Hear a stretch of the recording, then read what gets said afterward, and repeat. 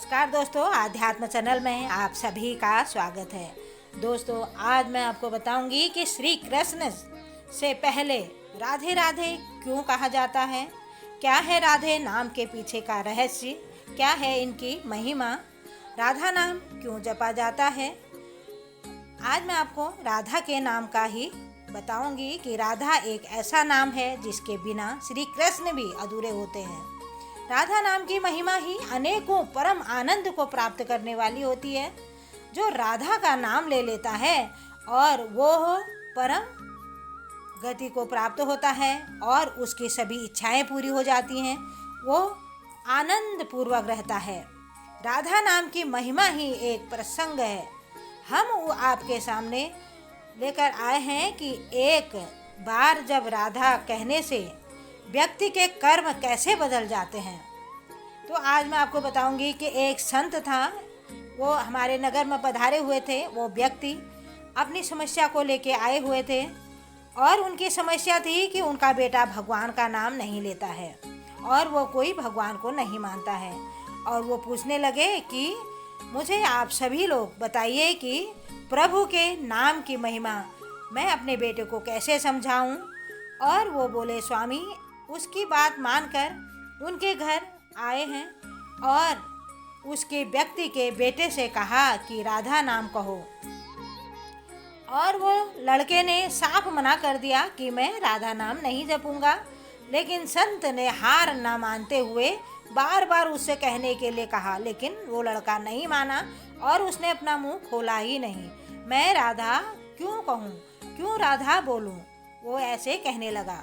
तो संत इस बात पर प्रसन्न होकर चले गए और वो लड़के से कहा कि यमराज से पूछना कि राधा नाम की महिमा क्या है। तो वो मृत्यु के बाद लड़के ने यम से पूछा कि राधा नाम की महिमा बताइए मुझे। तो फिर वो उन्होंने कहा कि यम को इसके बारे में कुछ पता नहीं था कि राधे के नाम का क्या मतलब होता है। तो उन्होंने कहा कि हमें इसका उत्तर नहीं मालूम है, वो इंद्र देव जी से पास जाएं और उनसे इसके बारे में पूछें। तो उस लड़के ने पालकी में खुद यम को ला रहे थे। तो इंद्र ने पूछा कि ये कौन है जिसकी पालकी आप ला रहे हैं। तो यम ने राधा नाम की महिमा इंद्र से पूछी। इसका उत्तर उन्हें भी मालूम नहीं था। तो इस पर वो ब्रह्मा जी के पास उन्हें ले गए और ब्रह्मा जी से पूछा कि राधा नाम की महिमा बताओ। और ब्रह्मा जी को भी इसके बारे में कुछ पता नहीं था। वहाँ से फिर वो सभी लोग भगवान शिव शंकर के पास गए। भगवान शिव जी ने पास पहुँचे तो उनसे उन्होंने पूछा कि राधा के नाम की क्या महिमा है, आप हमें इसको बताइए। शिव जी ने कहा, इसके बारे में भी मुझे कोई उत्तर ज्ञात नहीं है, मैं इसको नहीं बता सकता हूँ। सभी लोगों से वो निराश होकर और उन्होंने फिर भगवान शिव जी ने उनको कहा कि चलो इस पालकी को लेकर भगवान विष्णु के पास चलते हैं। और सभी देव उस लड़के के पालकी उठाकर विष्णु जी के सवाल किया कि राधा की महिमा क्या है, कृपा करके हमें बताइए। भगवान विष्णु मुस्कुराने लगे और उनको हंसी आ गई कि एक उत्तर के लिए ये सारे देव मेरे पास खींचे चले आ रहे हैं।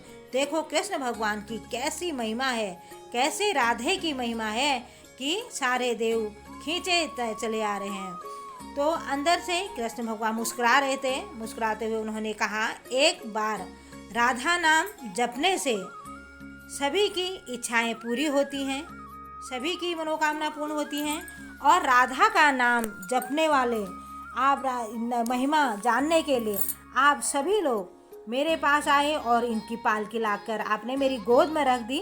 तो राधा नाम की यही महिमा है। और वो भगवान विष्णु कहते हैं कि राधा नाम जपने से ही भगवान खुद आपके पास खींचे चले आते हैं और आपके पीछे पीछे खींचे चले आते हैं। तो श्री कृष्ण ने स्वयं ही इस बात को कहा है कि सिर्फ रा बोलने से भगवान दौड़े चले आते हैं, उसके पास चले आते हैं जो जहाँ उससे ढेर शब्द के बोल दिया जाता है।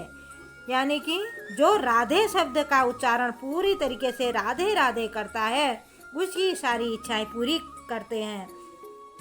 श्री कृष्ण भगवान उसकी इच्छाएं पूरी करने में विवश हो जाते हैं। इसीलिए कहते हैं कि हिंदू धर्म में हमें राधे राधे नाम का जप करना चाहिए और श्री राम राम राम बोलना चाहिए, राधे कृष्ण कृष्णा बोलना चाहिए और जय श्री राम का उच्चारण करना चाहिए।